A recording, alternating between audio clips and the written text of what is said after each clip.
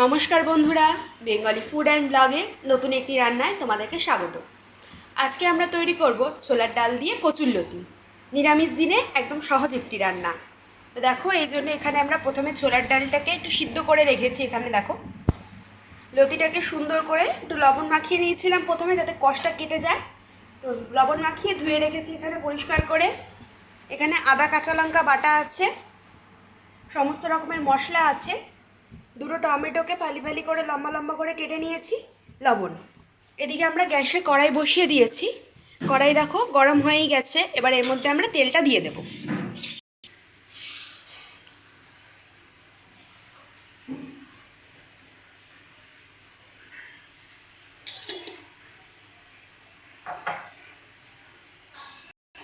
দেখো আমাদের তেলটা গরম হয়ে গেছে। এবার এর মধ্যে আমরা পাঁচফোড়ন দিয়ে দিচ্ছি।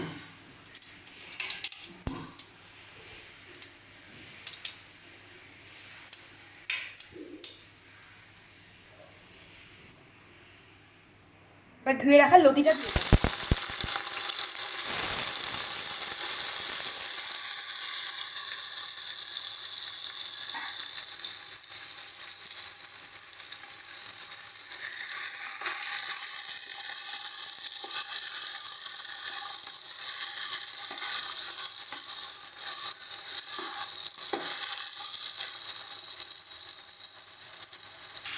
এবার এর মধ্যে দিয়ে দেবো পরিমাণ মতন আদা কাঁচা লঙ্কা বাটা।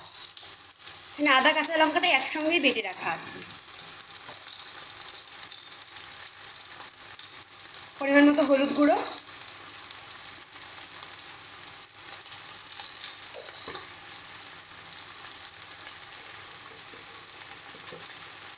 তোমরা যে যেরকম ঝাল খাও সেই অনুযায়ী শুকনো লঙ্কার গুঁড়োটা দেবে।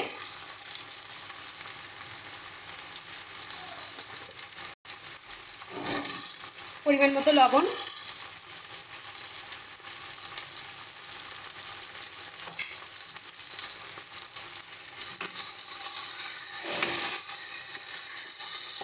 সমস্ত মশলাগুলোকে ভালো করে মিশিয়ে নেব।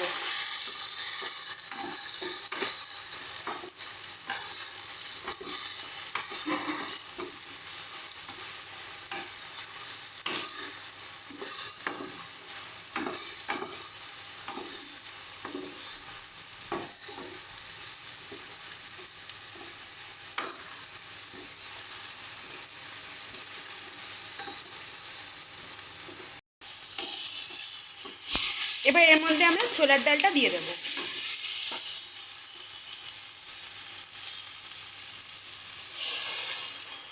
এটাকে আমরা আগে থেকেই ডালটাকে সিদ্ধ করে রেখেছিলাম।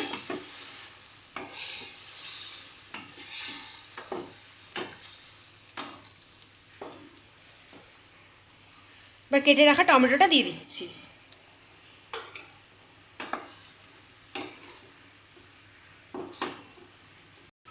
এবার এটাকে বেশ কিছুক্ষণের জন্য ঢাকনা দিয়ে ফুটতে দেব।